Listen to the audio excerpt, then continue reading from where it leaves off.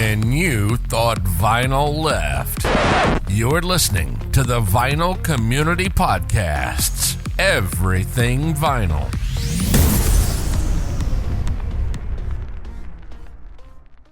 Yo, buddies. Hey, it's Concert Buddy. Vinyl Community Podcast in full effect. Back with a fantastic interview, and it's so fantastic we had to double the flavor, double the fun. We've got two hosts. You know them, you love them. It's my co-conspirator on Surface Noise, Spinz Vinyl. Jason, what's a good word, sir? Things are good, man. What's up, everybody? Looking forward to this one, Chance. It's going to be great. And it's going to be great because, one, we have a great guest, and two, we've merged. We're mind melding. We're like the mega powers, Hogan and Savage, joining forces to interview Wayne Johnson. He's the co-owner, co-founder of Rockaway Records, a famous record store in Silver Lake, California. Wayne, how are you, sir? I'm doing just great. Happy to be here. Thank you for having me on your show. Oh, real pleasure and a real honor, actually. I've actually seen, I think I've seen you indirectly at some of the record shows, been making the circuits. Like, I think you probably, I'm sure I've seen you in Austin. You've probably done the Austin show. Were you at WFMU in the fall? I know I was there. No, I haven't done WFM in a while. My brother Gary does that one. That's his show. We each have different shows that we like to do. Oh, okay. So he's the WFMU. Austin. Exactly. We have our friends in the different places, and I love going to the record shows. They're a lot of fun. They're not quite the way they used to be as far as sales go, but they're still great fun. Awesome. Well, yeah, we'll get into that later. I love talking record shows for sure. Now, Spinz is going to kick us off. He's going to share some awesome nugs about Rockaway, and then we're gonna hit you with the hard ones, Wayne. I hope you're ready. Hope you wore the bulletproof vest. I'm ready. All right. So, I mean, just some highlights, Wayne, as I'm looking at this. 45 years in the record store game, buying and selling some of the most unique and rare music. Not just records, but memorabilia. Regular customers include, guys, Jimmy Page, Robert Plant, Steven Tyler, Chris Robinson. These are regulars. And in just the last 2 years, the Los Angeles-based store Rockaway Records acquired and sold Abbey Road recording consoles used by the Beatles, Pink Floyd, Jeff Beck, largest Creedence Clearwater Revival memorabilia collection, the MTV Moon Man statuette from Pearl Jam's Jeremy music video. And it's just endless. It's a bottomless pit if you check out the website. I mean, Wayne, Jimmy Page, Robert Plant, and Steven Tyler. I mean, what's that like? Is it kind of crazy when you hear that, or is it you just kind of take it for granted at this point? Well, actually, to be honest with you, it's been a little while since Jimmy's been in here. He's one of my favorites. I met him at a record show in London. Funny story, if you got a second to hear it. Of course. It's like I was set up at the Olympia record show in London. I used to set up there regularly, and I had a Led Zeppelin concert flyer from 1969 in Pasadena. I forget the venue. It was on display. It was a $300 item. And I was talking to an old friend of mine, and this guy comes along and says, "Can I look at that flyer?" And I handed it to him, ignored him. I didn't recognize him, unfortunately. So I kept talking to my friend and ignored him. And he handed it back to me and walked away. And my friend said, "You know who that was, don't you?" I said, "No idea. That was Jimmy Page." Luckily, he walked to the next booth, who was a real good friend of mine. And he said to him, "Who's that dealer next to you? He's got some great stuff." So he brought him back to me and introduced me. And, we talked a lot. And, he came back 2 times over the weekend to look at the flyer and kept putting it back. And finally I said, "Here, Jimmy, just take it." And then we kind of hit it off after that. And, and I said, "Hey, next time you're in LA, come to my store." And he's been here twice. He was like a kid in a candy store. Great guy, too. Very down to earth. For one of the all-time greatest guitarists in the world. Very mellow, low-key, just a pleasure to deal with. That's awesome, man. Well, I mean, yeah, I can't even imagine. That must be so cool. You kind of walking on a cloud after that probably for a while. Oh, yeah. Yeah. Waiting for the next time he comes in. What do you got, Chance? Well, I was going to say, why don't we talk about, let's just start. It's like everyone likes a good origin story. So let's start at the beginning, Wayne. Let's talk about the motivation, inspiration, and I'm sure a lot of times perspiration involved in opening a record store. You guys, I'm not trying to give you too much information, but the store's been open as long as I've been on the celestial plane. So I know that's been a hot minute. Take us back to 45 years ago and the idea to open a record store, I believe, with your brother. Gary is one. Was there any other family involved? My brother Gary. Okay. So There is. I'll get into that shortly. Let's start from the beginning. Both Gary and I have been music lovers since we were little kids. Grew up with music. When I was 10 years old, and probably for 5 years, I didn't go anywhere without my transistor radio. Just crazy music lovers. But neither of us knew anything about collectibles. I didn't know there was a collectible record market, to be honest with you. But my brother, Gary, worked at a local record store. Nothing to do with collectibles. In those days, it was vinyl and 8-tracks. And he heard about this record swap meet in Hollywood called the Capitol Swap Meet. And he said, why don't we go there? And it was the first Saturday night of every month. And I was in my 20s. And I'll be honest with you, I didn't want to go to some old swap meet to look at old records. But finally, after he bugged me for about 6 months, I said, all right, Gary, I'll take you to this swap meet. And it just opened both our eyes. Because like I said, we loved music, but we didn't know a used record had any value at all. And looking at all these records, some of which I had, just by chance, that were in those days, $50 or $100 was a lot of money for a rare record. Now it's a little bit different. But it got us really excited. And I used to go to yard sales and swap meets all the time, not for records. I used to be a TV repairman. I used to buy old TVs, fix them up, and sell them. That was my profession before this. So I was already going to swap meets, but never bent down to look at a box of records. Never knew they had value. But after going to this swap meet, me and Gary learned a little bit, and he started coming with me to these yard sales and swap meets, and we started picking up old records, and we set up at the next month's Capitol Swap Meet, and we actually made $400, and I was thrilled. And we did it again. We started learning very quickly. We didn't know a whole lot. 90% of the stuff we bought at yard sales was junk that we had to give away. But we did pick up some good stuff, and we learned quickly. The second month, we made $2,000, which in those days was quite a lot of money. Not bad. So it just basically grew from there.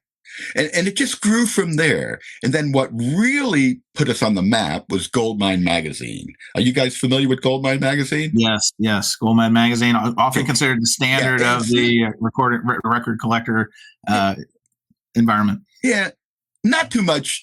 I'll be honest with you, not too important today. Most print things aren't. But in those days, it was the Bible for record collecting. There was no internet. There wasn't even price guides out in those days.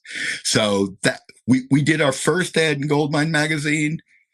The phones literally would ring off the hook nonstop. I'd be on the phone all day, just pick it up.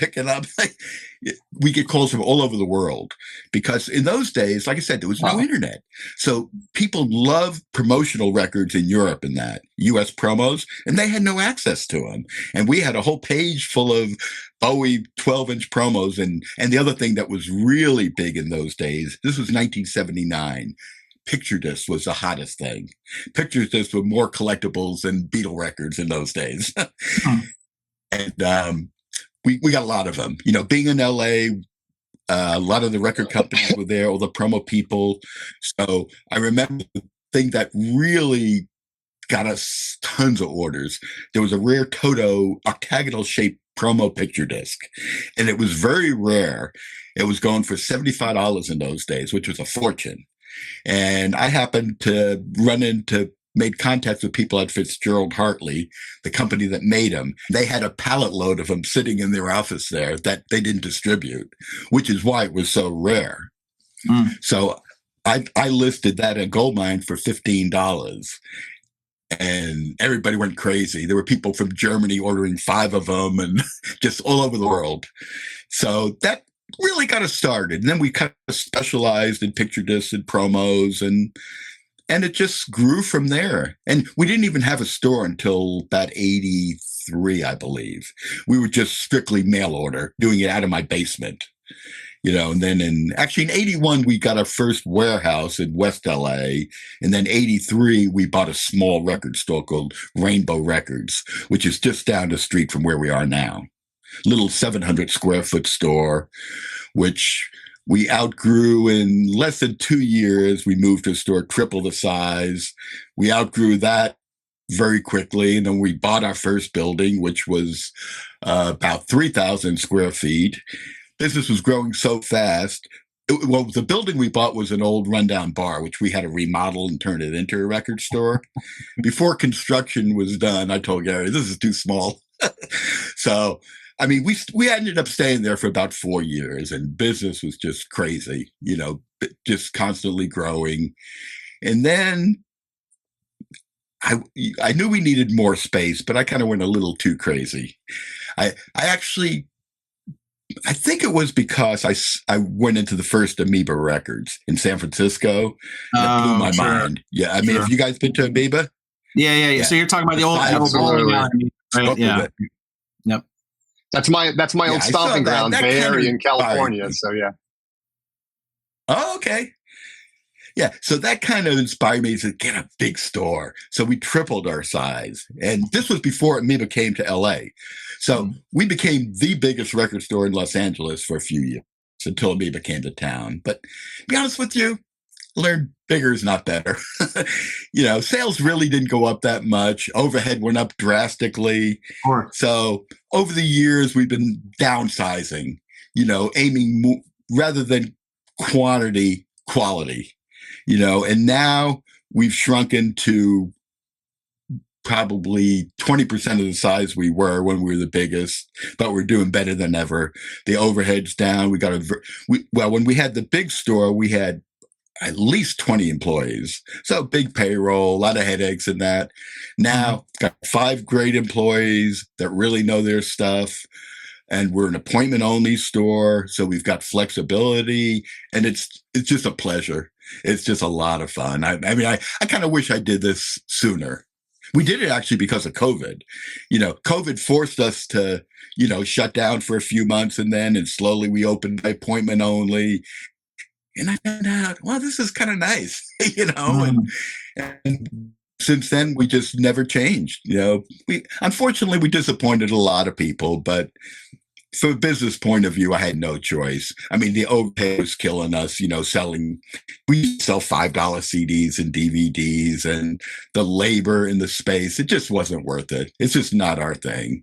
I mean, let Amoeba do that. They do a great job for a variety of stuff, but our expertise is the collectibles. And we're putting more and more effort into that. And over the last few years, just seeing some of the most amazing things coming in. And after 45 years, this stuff still excites me. I go out looking at collections. I travel the world looking at collections in that.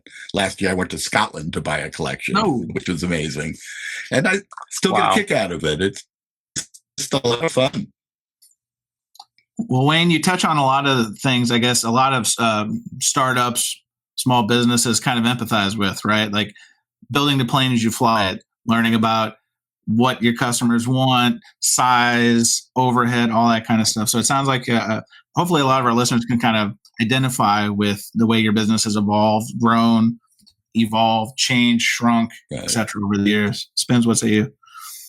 Yeah, I was going to say, first of all, it must have taken a lot of discipline in those early days, because I think a lot of us would have been like snatching that stuff up for our own collection.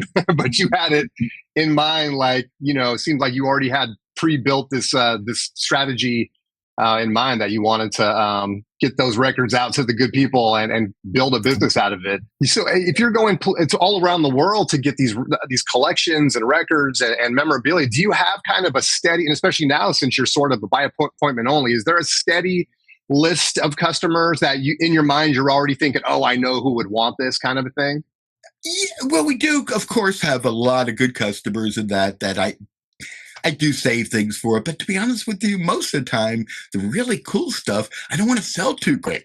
I want to kind of display it in our showroom and on the website and that. So a lot of times I purposely will not call people because I'm not in a hurry to sell the great stuff. We do buy some lower end stuff too, because a lot of times I have to buy the whole collection. And that stuff, I price it to sell, but when something amazing comes in, like say a Rolling Stones Street Fighting Man sleeve. I don't know if you're familiar with that, the rarest Rolling Stones sleeve.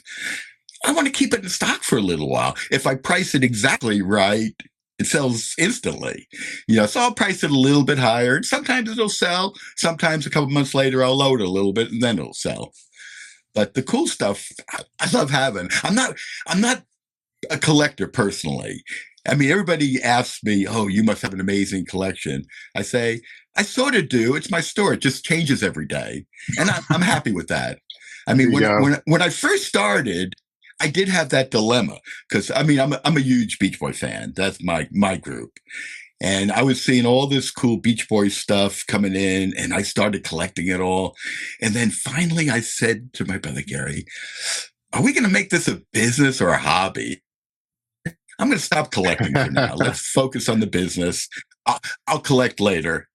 But now, sure, I can afford to collect all that stuff now, but it doesn't mean as much to me now, the material stuff.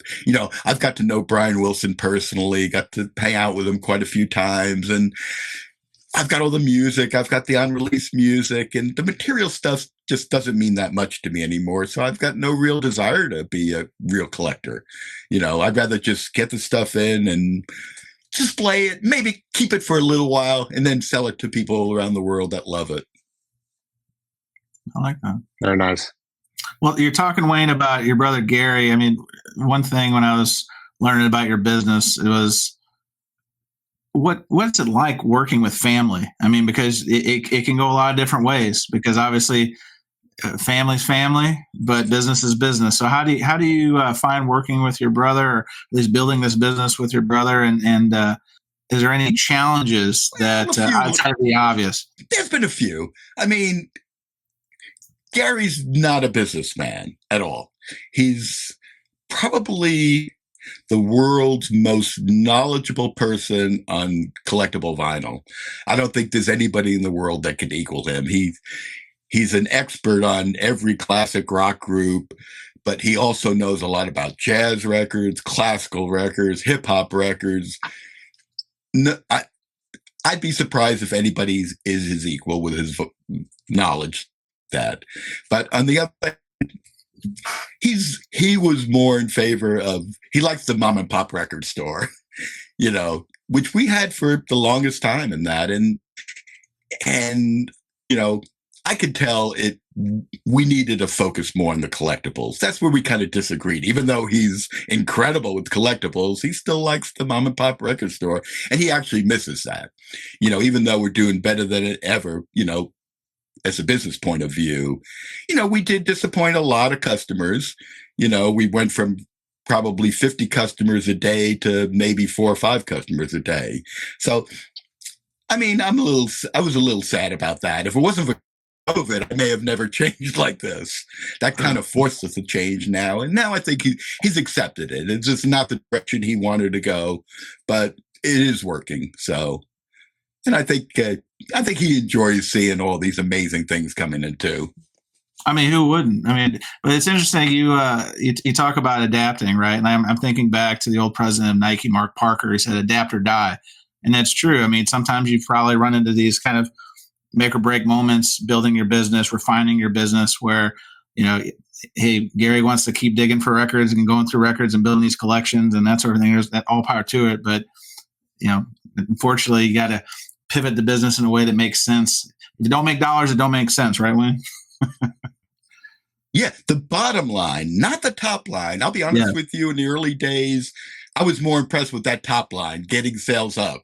But that's irrelevant. It's left after you pay all payrolls, the rent, and all the other expenses. The top line means nothing now. It's the bottom line that, as a businessman, you have to worry about.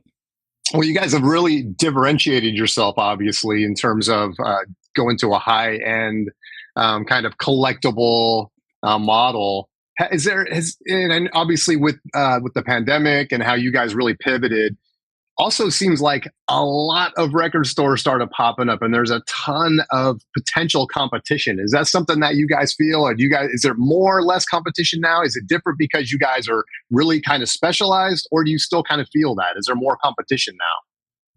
There's a ton of competition for the low-end vinyl. There's probably 25 record stores in LA that want the low-end vinyl. Well, they want the collectibles too, but there's very few stores in LA that have our expertise. And when somebody has a high-end collection and they know what it's worth, they usually come to us because none of our competitors will pay the prices we will. You know, the high-end stuff, I'll pay whatever it takes. You know, I've had other stores offer $10 for a record where I paid $1,000 for it. You know, Wow. I don't want to mention any names of stores, but well-known stores. But, you know, and the difference with us, I hate to say it, but there are a lot of record stores that if you're going with a pile of records and you don't know what you got, they're not going to tell you. We will. I mean, one time we had a kid walk in our store with leftovers from a yard sale, still had 25-cent price stickers on it, and he couldn't sell them. We paid him $100 for one of them, and he almost fainted on the spot. He couldn't believe us, but it was like a $200 record. So we were happy. He was happy, and that's the way we do business. But as far as competition, we actually work with a lot of the local record stores because a lot of times people want to sell the whole collections, and most of the time, most people's collection, 90% of the value could be in 10% of the records, which is what I want. So I partner up with one of the local record stores, and he's happy to buy the $10, $20 records. I pay him really, really well for the good stuff, and he buys all the rest and pays a fair price. Because like I said, the cheap stuff does sell. Don't get me wrong. The $10 and $20 records we're selling very, very well, but it's just not worth our overhead for us. But it is for most of the other stores. So the local record stores aren't our competition. Unfortunately, our biggest competition is actually the auction houses for the great stuff. You know, people see the prices from the auction houses and they think they're going to get rich on their collection. What they don't realize is that the prices these auction houses advertise is the top 1% of their sales. In most of the big auction houses, 90% of the stuff that sells, people would make more money from me cash up front. I buy a lot of stuff in the auction houses because they go too cheap, and even eBay. You know, so that's my competition. You know, Heritage, Julian's, they get some amazing stuff, and it's a little hard to compete with them. They're like billion-dollar companies. But I am getting, you know, I'm getting a decent share. I'm not complaining, but I always want more. That's fine. kind of piggyback on the competition piece. How do you, in a competitive place, even for the collectibles, dealing with the auction houses, is it getting harder to develop leads? Like, how do you? I'm very interested in how you source what you bring in to sell. Is it? It's probably a combination: word of mouth, networking. Is it as easy as somebody just calls and shows up with some really cool stuff? Kind of walk us through that, especially in a competitive landscape of there's a lot of places to go with this stuff. Okay. Probably most of our collections come in from word of mouth and referrals. And unfortunately, a lot of the collections we're getting these days are from widows, from collectors that are passing away. I mean, a lot of our customers have been with us for 45 years now, and they're in their 70s and stuff. And unfortunately, you know, we don't live forever. And most of our customers have told well, first of all, probably 95% of our customers are male. You know, very few female. Shocking news. Yeah. So most of them have told their wives if something ever happens to me, call Rockaway, because they know we're going to take care of them. Whereby with other dealers, they don't know who they're going to if they just ask around. So we are getting a lot of collections that way. And the other collections we get in, which are some of my favorite collections, are people that worked in the music business, people that worked at Warner Brothers, Capitol Records. They have some of the most amazing collections, you know, and there's nobody that can deal with a collection like that as well as we do because it's so diversified. They usually have vinyl collections, gold record awards, autographs, concert t-shirts, and we deal with all that stuff and pay really well on the good stuff. And it's like most of the time with those kind of people, it's not like a collector. A collector paid top retail. They know how much they spent, and the collection is not always worth what they paid for it. So sometimes they could be a little disappointed. But with the music industry people, a lot of times they get most of the stuff for free. You know, these are promo items and things that were given to them. So I've gone over people that worked at, say, Warner Brothers, where they had a garage full of records and gold records and memorabilia, and they're expecting me to spend $4,000 or $5,000. I spent like $50,000 with them, and some of them much, much more. Especially the people that go way back, the people that started in, not that many left that started in the 60s, but even in the 70s. And some of them have 50 or 100 gold record awards, which could be worth quite a lot of money. Autographs are super valuable these days. Vinyl, of course, the right vinyl. Sure. But things that a lot of times, stuff that they don't even expect. Like one time we bought a great vinyl collection. And then on the way out, actually Gary bought this collection. On the way out, he met Joe. By the way, do you have any T-shirts? Oh yeah, you want those? He spent more money on the T-shirts than he did on the vinyl collection, because vintage T-shirts can be worth a lot of money. Yes, that's true. So, it is funny. Yeah, that's how we. I'm sorry, go ahead. Yeah, so that's how we get a lot of our leads. But, also our website is actually relatively new, and it's getting a lot of hits and a lot of publicity. And actually, Gene Sievers does a great job promoting us. So that's how she found you guys. She does my publicity. So that's, it all helps. Everything helps. Because like I said, I just can't get enough of the great collections. No, that's great. No, what I was going to say is, that's an old yard sale trick. Like, you're there for one thing, and then you just ask. So Gary, pro move, clearly asking if you have anything else, and then magically, because you don't know unless you ask, right? And that's proof positive. So people are at home taking notes. Yeah, a lot of times I'll get emails about. I can't remember the email, but somebody sent me an email with just a few mediocre autographs and stuff like that, and I almost disregarded it. But I said, let me call this person, and I found out they were the worst stuff she had. She had all kinds of great stuff and was quite an expensive collection. So now I'm kind of very careful about, even if it does sound mediocre, I usually try to talk to people and just make sure. Well, you're spending a lot of time on the auction, sounds like, and trying to find those good deals when you can. What about, I'm sure you've started to see the graded and encapsulated records that have been popping up quite a bit now. You have any thoughts on that? Is that a market you're interested in getting into? You kind of waiting to see what happens, or not interested? Not at the vinyl part, not at all. The posters makes kind of sense. The vinyl market, I think, is totally ridiculous. I would be willing to bet that a large percentage of the slab sealed records are phony wraps. It is so difficult to tell an original sealed record. There are people selling them on eBay. I know one guy who spent $50,000 on eBay buying sealed Beatle records, and they were all rewraps. It's scary.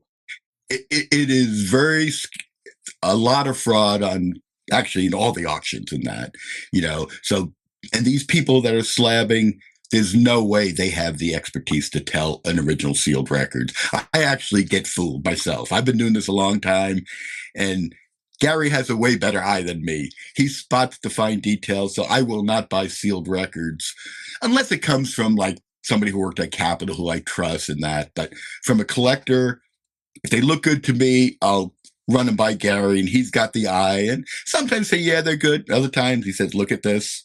And, they're phony. It's just too easy to do. You need a shrink wrap machine, and people even peel off old $2.99 price stickers and put them on. So I don't know. I just think that whole slabbing of vinyl records is not good. And plus, I've seen a lot of ones in auction houses where they're listing something as an original first pressing, and by looking at the cover, there's no way of telling if that's the first or second printing. So they really don't have the expertise to do that. With other things, it makes sense. I can see why people like the slab posters. That's a whole different story. That does make sense. I agree with that. And, and it is causing prices to rise on the poster. The poster market is kind of going crazy now because of that. And it all started with baseball cards. They've been doing that for many, many years, and it seems to work. And look where baseball cards are now. Baseball cards sold for $12 million last year. So baseball cards and comic books. I don't know. Yeah, I know. It makes all these expensive records I have look so cheap, doesn't it? I mean, it's like the rarest record in the world by the Rolling Stones is $40,000. Yet a terrible condition Honus Wagner baseball card's $1 million. Yeah. Makes no sense to me. I mean, I'm a music lover, not a big sports fan or anything. So, but I guess more people like sports and comic books than music. Yeah, well, and the community's already, for the most part, resistant. And of course, it's still early on the graded and the encapsulated vinyl thing. But wow, that's a hot take. Something I hadn't even really considered. That you got to be careful with the whether the authenticity of what you're getting. Like that's a nice tip for people, I think. Yeah, be careful. And especially on eBay, there's so many things being sold that are not legit, autographs and things like that. Be real careful. Know who you're buying from. There are a lot of reputable dealers on eBay, but there's a lot of not so reputable ones as well. Well, yeah, I'm sure like people have probably heard some of these horror stories about these mill markets where they literally just sit and sign a lot of the fraudulent signatures and that sort of thing. What I want to ask you, Wayne, a similar vein, like how important or like how deep do you go with the chain of ownership of some of these pieces? Case in point, I was doing a little homework and you gave an interview. Somebody came in and you showed a piece of, it was a piece of, I guess, the curtain of the Ed Sullivan show, and the Beatles had signed it. And you told a real good story about the chain of ownership there. So tell us about how important, if it's not somebody you know from one of the labels and somebody you can trust and somebody you know who has firsthand eyes on what happened there, how important is chain of ownership and establishing that and then having that in your pocket as you're positioning these pieces to sell? Oh, it's so important. We're probably the most careful business in the world as far as autographs is the trickiest thing. I mean, most other things, it's easier to tell if they're legitimate or not. Autographs is the most difficult thing in the world.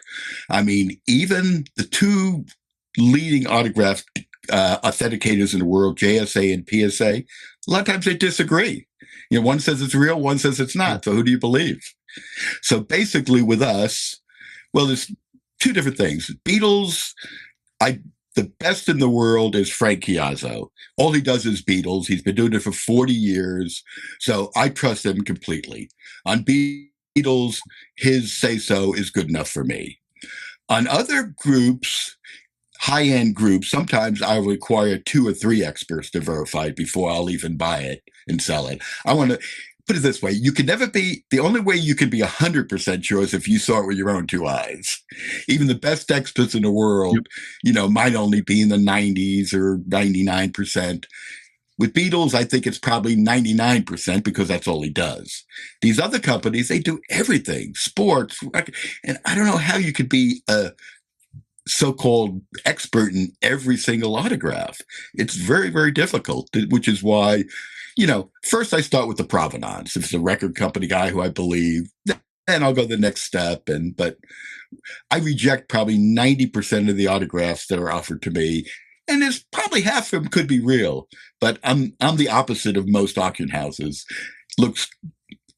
I assume it's bad before I'll buy it. I mean, our reputation is too important.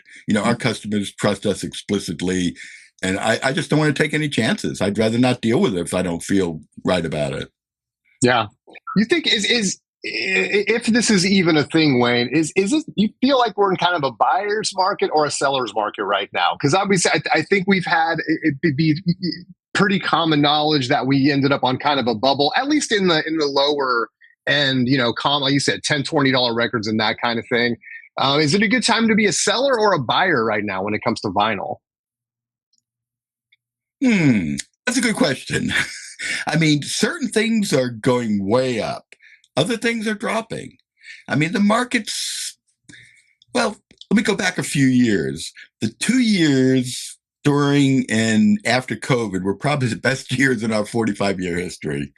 People are spending money like crazy. It was definitely a seller's market for a couple of years. About a year ago, things started settling down. I think people spent all their COVID money, the money they saved by not going on vacations and out to eat. So things have settled down. And right now, there's a lot of ups and downs in the market, a lot of changes going on. I hate to say it, but a lot of the classic rock stuff is starting to drop. The 50s stuff dropped a long time ago. The 60s stuff is getting a little softer because a lot of collectors are passing away. These collections are hitting the market. You've got more supply and less demand. So, I mean, even the Beatles, the great stuff is holding its value. Not rising as quickly as it was a few years ago, but the great stuff will always hold its value. The common stuff has got to drop. I mean, hopefully it doesn't get as bad as some of the 50s stuff, but like to give you an idea, Elvis Presley records, we have probably a couple hundred in the store. They're probably 1/3 the price we used to charge 40 years ago, and they sell much slower. So certain things are going down. On the other hand, punk records are skyrocketing. Can't keep them in stock. It's things like, 10 years ago, Misfits, their first single's called Cough Cool. I think it was, 10 years ago, maybe $1,000. We sold 3 copies in the last year between $6,000 to $12,000 each. Wow. There's just, and that stuff sells instantly. I almost don't even have to list them. Punk stuff, grunge stuff, Nirvana, Pearl Jam, that stuff is super hot. And yeah, I mean, other things are softening a little. I see a little bit softening of some of the limited edition stuff. I mean, I'm sure you guys are aware of like most new releases that come out now have 3 or 4 different colored vinyls. Oh, yeah. And one of them is usually very limited and very expensive. There's a lot of marketing terms, limited edition, one step, branding, vehicles, all that stuff. Yeah. Yeah. I mean, collectors do love that. And I mean, it has helped the vinyl market tremendously, but I do see a little bit of a slowdown. People getting kind of fed up with it, for the 10th reissue of a certain album. And it's like, it's so expensive because these collectors need to have it all. I remember a few years ago, I bought one of my customers' Beatle collection. So he was out of collecting. And after McCartney's Egypt Station came out, he called to thank me. He said, "You just saved me $1,000. That's what it would cost him to buy all the different colors of that release." Which, I mean, I love McCartney, but that wasn't even a good album, but it still would have cost him $1,000 for all the new releases of that record. I think it's a little crazy myself, but I mean, people are still buying them. Don't get me wrong. And the record companies are going to keep cranking them out, but I just hope they don't oversaturate the market with them. Well, that was going to be my question. Do you see all of the reissues that have been happening over the last 5 years or so hurting originals, or are the originals just always going to be strong?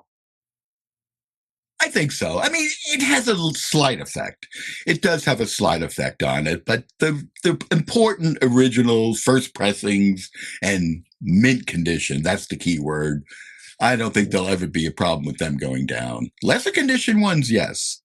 Unless it's super rare, you want it near mint.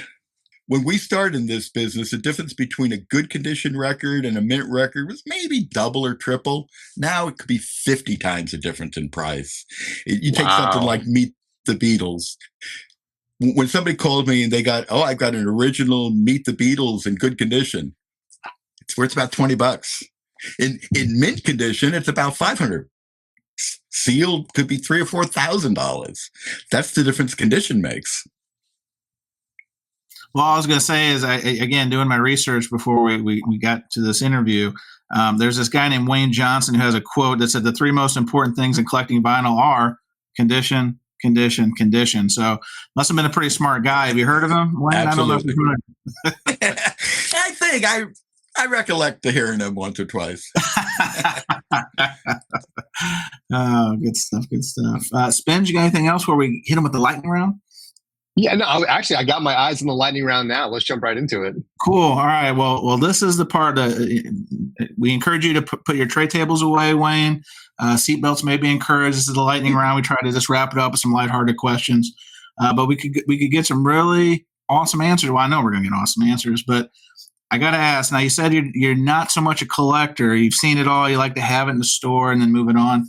But I got to ask, what is the most personally exciting or interesting piece you've had or sold? Oh, that's easy.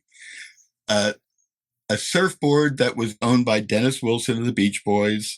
that was pictured on the cover of their first album, their third album, and it was just featured in the Disney TV special that the Beach Boys on the Beach Boys, and which we sold it about 5 years ago, and the producer of the show wanted that surfboard on the beach for the movie shoot, so we arranged with the buyer to bring it to Paradise Cove in California, so it was filmed for the movie.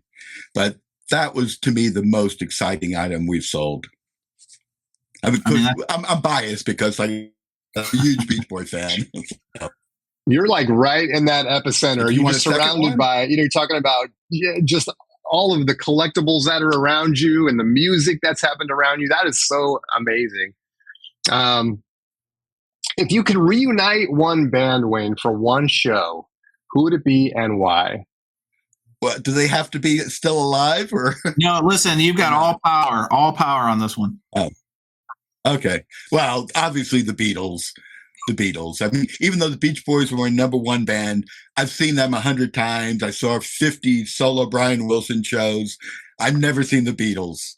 I actually grew up in New Jersey, but when they were at Shea Stadium, I was like 11 years old. I almost ran away from home to go see them, but unfortunately I didn't. So I regret that to this day. So yeah, the Beatles, hands down. It's an easy one. All right, well. Very nice. We kind of touched on this in the open and before we got started too deep, but I'm going to ask anyway. Wayne, what are some of your favorite record shows to attend? You said you and Gary kind of divide and conquer, but you personally, what are some of your favorite shows to hit regularly on the circuit? Okay, well, I'll tell you about one that was the most amazing show ever. It used to have a record show in Barcelona. Unfortunately, it ended about 10 years ago, but that was just an unbelievable show. They'd get 40,000 people through the door, and it was just insane. It was incredible, but it ended about 10 years ago. And then it got taken over by a show at Utrecht in the Netherlands. And that's a pretty amazing show, which I was doing up until about 3 years ago. Unfortunately, because of COVID, they shut it down and it never reopened. So that one's over now. So basically what I'm left with now is basically I do Beatle conventions. I've been doing it used to be called the Beatle Fest. Now it's called the Fest for Beatle Fans. Used to have them the New York area, LA and Chicago. LA ended like 10, 15 years ago, but I still do Chicago and it's either New Jersey or New York area. I do them every year, and they were a lot of fun. They're not what they were. I mean, in the old days, they'd get 7,000 or 8,000 people through the door. Now they get 2,000 or 3,000, but it's just a lot of fun. You know, I see Beatles fans or fanatics from all over the world coming there, going crazy over, the guest artists, the groups, and unfortunately, not as many collectors as there used to be. But again, it's still fun. I bring some really cool stuff there, and I do sell some, pretty good stuff there, but not what I used to be, but they're still probably my favorites that are existing. So unfortunately, the other ones are gone. I mean, Austin, Gary does, and WFMU. They're his two favorite shows. Cool. Well, we'll be at WFMU this year, so I guess we'll have to introduce ourselves to your brother. Would love to see you there, but yeah, if you can't make it, maybe we can meet up with your brother. Yeah. I've done it once. One of these days, I may pop up there if I have time. So nice. I think the last thing I have is is there anything on the horizon? Any changes? Any big things coming from Rockaway Records? Like expansion. You guys are going to do another location, or is another page for the website? I mean, anything that you guys are thinking about kind of doing? No plans to expand. I mean, just no need for it. Like I said, the good stuff sells so quick. So even though we're tiny space now, we got way more room than we need. My only plans are to get a little more aggressive in advertising to get better collections. Like I said, I'm competing with billion-dollar companies to get these collectibles, so that makes it a little difficult. So I got to convince people that they're going to do better coming to me, which is true about 90% of the time. I mean, I have to admit it, every now and then the auction houses do get crazy prices on things. But on the other hand, give you an example. One time there was a belt buckle owned by John Lennon in one of the major auction houses, and I happen to know the history on it. And they just did a simple listing, belt buckle owned by John Lennon. I won it for $4,000, sold it for $15,000 almost instantly. Wow. So the consignor ended up with about $2,500. If he came to me, I would have given him 10 grand cash on the spot for it without even thinking about it. But, I did my research. Within 10 minutes, I had 4 pictures of John Lennon wearing it. I dug deeper and told the whole story. So it was an easy $15,000 item instead of a $4,000 item. So, but that's the message I'm trying to get across to people, that auctions are not always the way to go. You get lucky sometimes, or another example with eBay. Local collector once came in with a rare Beatles record. I offered him $2,000 for it. He said, "Nah, I'll just put it on eBay. Why sell it to a dealer?" So I bid. He told me when he was going to list it, so I bid $2,000 on it. Got it for $300. Nobody bid against me. Wow. So he ended up with after fees, about $250. It's like auctions are just hit and miss. Every now and then you get lucky. Most of the times, not so much. So that's my plan. How do I get that message across to people with great collections? That's my goal. Well, we're trying to do our part here by spreading the word, and I think it's like you said, you're paying fair prices for great stuff, and people don't have to worry about those huge fees that they're going to get hit with in the auction houses. Oh yeah, because the auction houses kind of tell you, oh, we only take 15%. They forget to mention there's 25% buyer's fee too. So they actually get closer to 40% of the selling price with no risk, no guarantees, and they usually start the item at half what it's worth. So, and if sometimes it goes for that. So people do get burned a lot in auctions. No, thank you, is what I would say. I am a very risk-averse person. So I'm sure our audience appreciates you, Wayne, sharing that. And obviously now we've all come out better for this conversation. You've survived the lightning round, Wayne. It's not easy to do. It looks like you're all intact. Looks like your store is still intact. So I'd be remiss if I didn't. I'd be remiss if I didn't thank you for this opportunity to talk to you. Had a lot of fun. Thanks, Wayne. Spinz, anything else you want to say in closing? No, this was great. I was going to mention, did you want to have a quick look at our showroom? Because I got an iPad here. I can just scan it real quick if you want, if you have time. Let's do it. Yeah, let's go. Let's go to the showroom. That's where the cool stuff is. All right. Get ready to FOMO out now, concert buddy. This is our back room with our back stock, but now we're walking into the showroom. I just bought this today, a Pulp Fiction award. Kind of cool. And I'll just scan around here.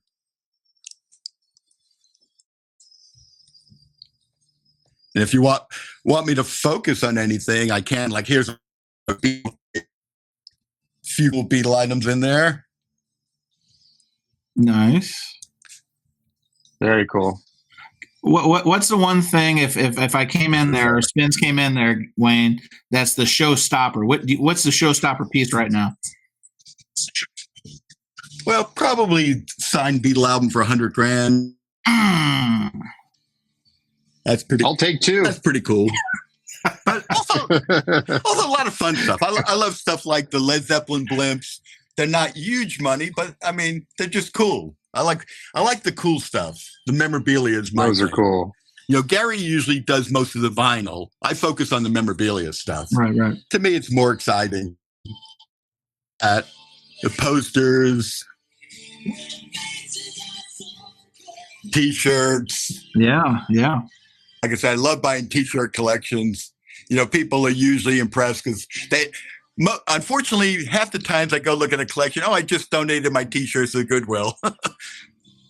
A lot of gold record awards. I specialize in those. And by Jimmy Page and Robert Plant. That's kind of cool. Wow. Eagles signed guitar. So You got more fires per square foot than any other spot I've seen. Hey, I'm going to ask you one more thing before we sign off. Being in the LA metropolitan region, do you feel that gives you a competitive advantage? Because obviously having those relationships with a lot of the record studios and the A&R people and all that kind of stuff, do you think if you were in like Minnesota that you'd be able to find this much red hot heat stuff? Oh, definitely not. But on the other hand, I travel to LA for great collections. Like I said, the distance doesn't matter. Like I said, I'll go there for a valuable collection. But, it's got to be a great collection to have, or a special treat. It's got to be a super great collection. Awesome. Well, Wayne, I feel like I should have paid a ticket. Spinz, you got $5. We should have given this man money to take us around to see this stuff. I mean, what a pleasure. But it's better than Disneyland. A+. Well, Wayne, I want to thank you from myself, from Spinz, and from our audience for taking us through the journey of the origins of your store and some of these awesome stories. And of course, buyer beware. Like, it's very important. Like, you definitely express the message earnestly, and it's really appreciated that buyers should always be a little cautious with what they see and what they buy. So thank you, Wayne. And there he goes. And like that, he was gone. He's gone. He gone. Well, Spinz, what do you think about that? A little rough connection, unfortunately, because, man, there was a lot of great stuff there. Yeah, I mean, look, I'm. You had me at Jimmy Page, man. It's like the guy got to hang out with him a little bit, and have him come into the store and have a conversation with him. I mean, that's cool. So, being in a place like, oh, there he is. He's come back. In a place like Southern California, it's just fire everywhere. Hey, Wayne. Oh, we're good. We were just going to sign off, Wayne. So we wanted to thank you for the time and again the opportunity. The store, Rockaway Records. If you go to the web, it's Rockaway, one word, record, Rockaway.com. If you go to Instagram, that's Rockaway Records on IG. Well, I can't see you anymore, but anyway, thank you very much. It's been a pleasure being on your show. And thanks, Wayne. Awesome, next time you see me, maybe it'll be a double UFMU or at Rockaway. Okay, right. We'll see you, Wayne. Thanks, Wayne. Yeah. Well, the power of the internet, it brings us together, and it makes us on our toes. So, hey. Well, we knew he'd be coming to us from the Batcave or somewhere, right? So maybe not the best signal in there, but yeah, that was cool. That's true. So overall thoughts, Spinz, what do you think? No, it was great. I mean, it's fun. I think I learned a lot. I think it's exciting stuff. I mean, a lot of stuff's going to be out of my price range, but still just incredible stuff. That's fun to just look at and, and imagine what could be. And really hot tip on the graded stuff, and something I hadn't really considered. Just be cautious out there when you are buying these graded records, because things are not always as they seem. And it is tough. He raises a great point. You don't always know by just looking at it in a shrink wrap, which pressing it is. So just be really careful about that. Yeah, no doubt. I mean, it's like anything else. If it has high value, high expectation, but also a high level of fraudulence. And I know that, knock on wood, I don't feel like the times I've bucked up for things, not only in this space, vinyl, collectibles, music, etc., but I'd like to think I've been pretty fortunate. But the law of averages says that I've probably got some stuff that is probably not what I think it is. So ignorance is bliss. I'll just leave it. Exactly. Once it's in the collection, don't think about it. Awesome. Well, this is a lot of fun. I want to thank Wayne. I didn't get to tell him, obviously, if you've ever, friend of the show, Jim Kaplan, Record Collector News, if you've picked up any of those over the years, especially on the West Coast, Rockaway usually has one of those big old spreads in there. So they do a nice job of, trying to reach out and trying to bring those collections in. So it was nice to actually put a face with the business this time around. So that's all I got, Spinz. It was fun. We should do this again sometime. We will make sure that America Online is not the official sponsor of our Guest Connection. And no, I'm just having fun. Awesome. Well, thanks, buddies. It's a great adventure. Vinyl Community Podcast. If you don't know, we've got content 2 times a week. Usually it's by these two Joes. We're doing some surface noise action. So if you don't know, now you know. I want to thank our regulars who do download, subscribe, all that stuff. Hit that like button if you like what you heard here.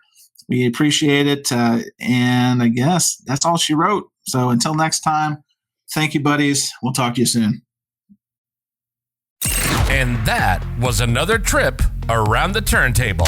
Thanks for listening to Vinyl Community Podcasts.